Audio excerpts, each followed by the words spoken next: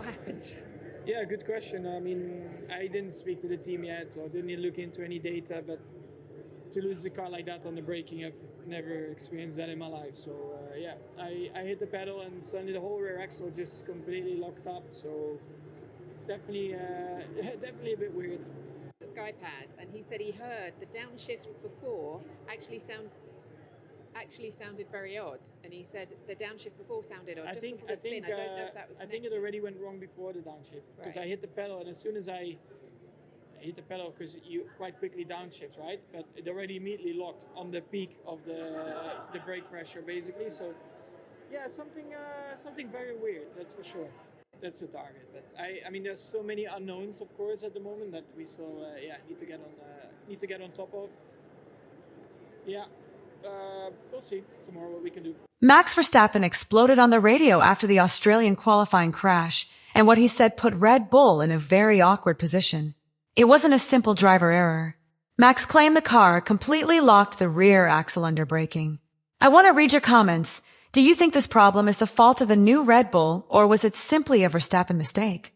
Because if what Max hinted at is true, the RB22 could have a much more serious problem than Red Bull wants to admit.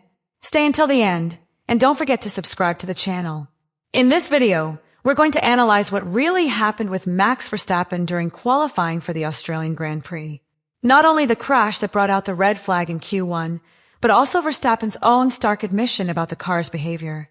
Because behind that spin lies something deeper, doubts about Red Bull's new technical package, about the hybrid power management, and about whether the team truly has the dominant car many expected for this new era. The key moment occurs at the start of qualifying for the Australian Grand Prix in the first phase of Q1. Max Verstappen leaves the garage under the typical pressure of an early session, where every lap counts and where drivers quickly seek a competitive benchmark to avoid surprises. Albert Park is a deceptive circuit because although it appears to be a flowing track, it demands enormous precision under the heavy braking zones that open each sector. In that context, Verstappen begins his fast run normally, accelerates down the main straight, and prepares for the first major braking zone of the circuit, an area where the car's balance is absolutely critical. Everything seemed like a standard lap until, in a matter of tenths of a second, the situation changes completely.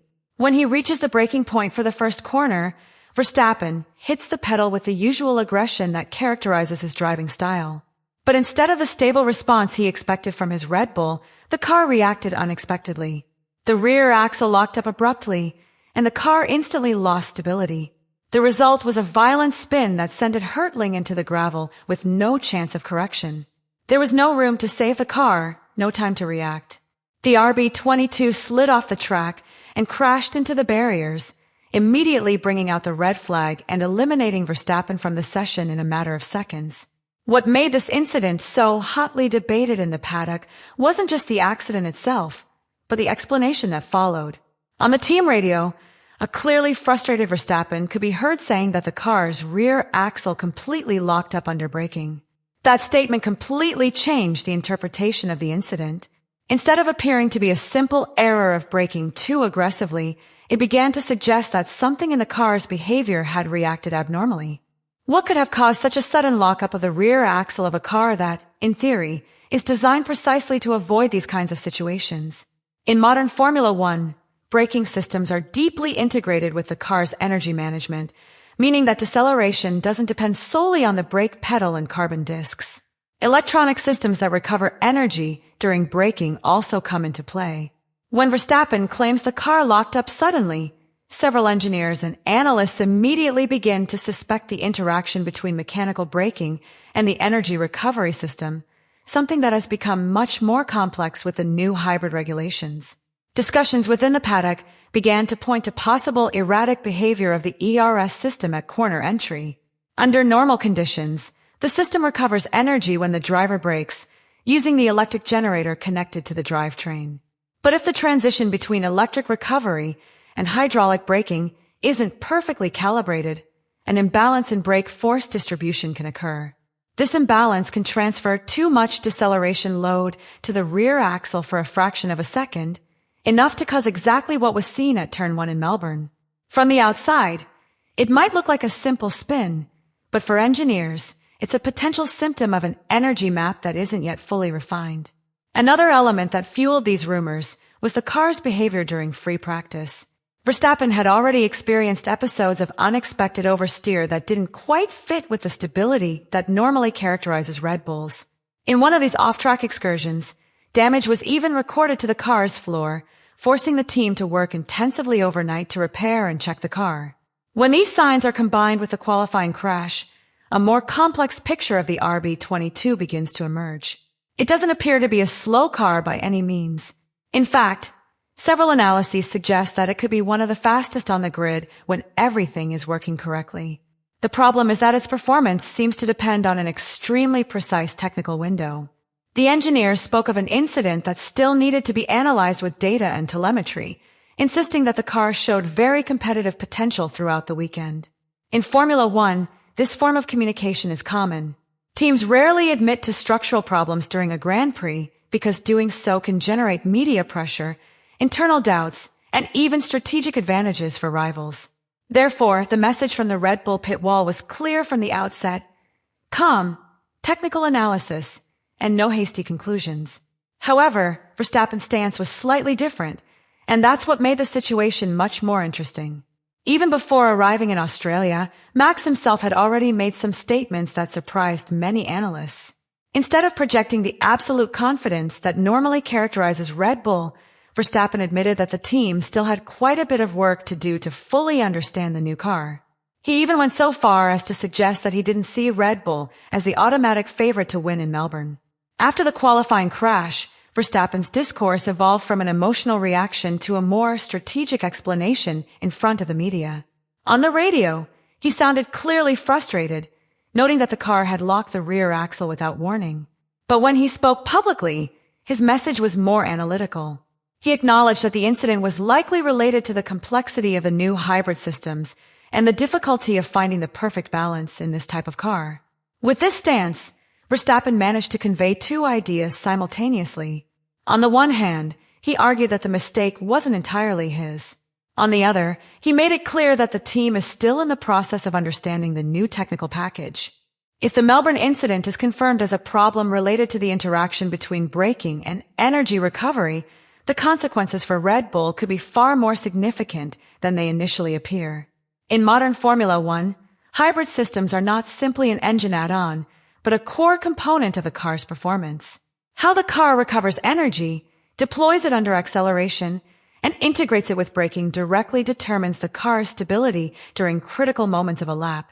When a driver like Verstappen loses control of the car under seemingly normal braking, the engineers know the problem may lie in a complex chain of factors, including software, energy calibration, and brake balance. Solving such a problem isn't always a matter of a simple new part, but rather weeks of analysis and simulation.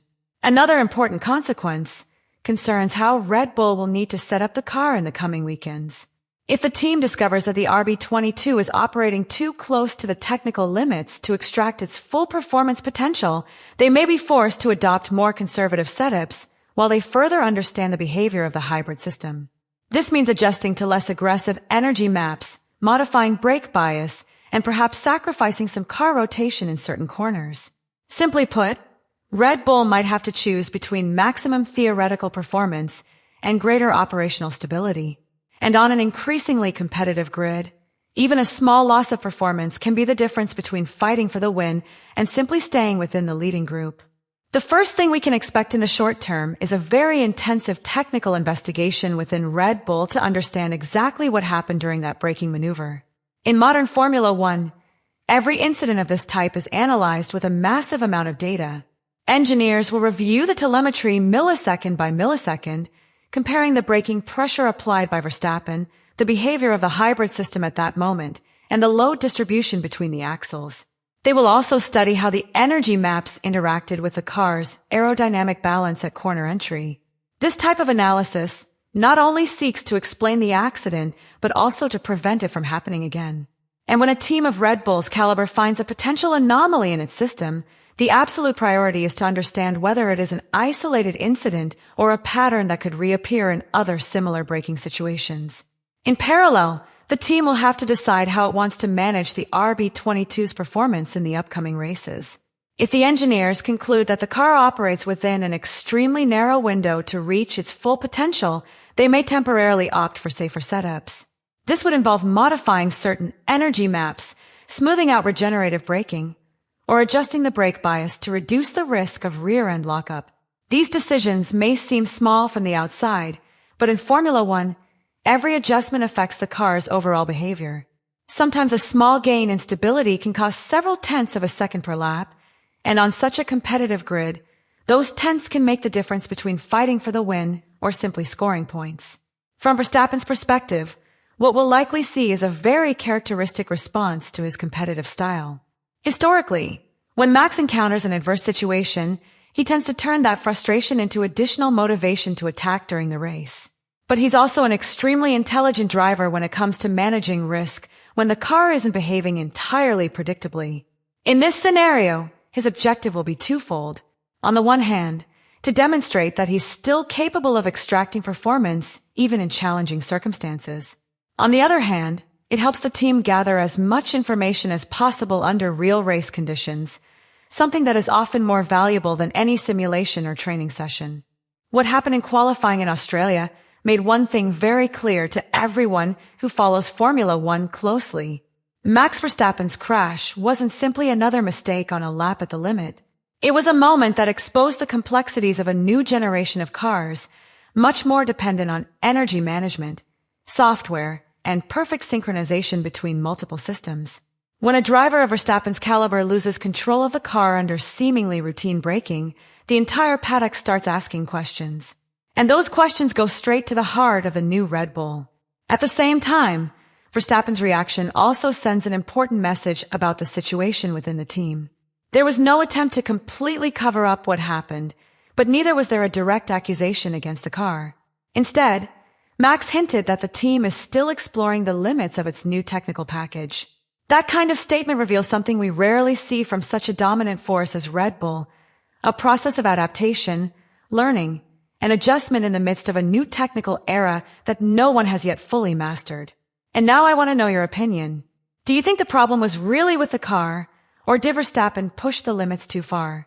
Leave your analysis in the comments, and don't forget to subscribe to the channel.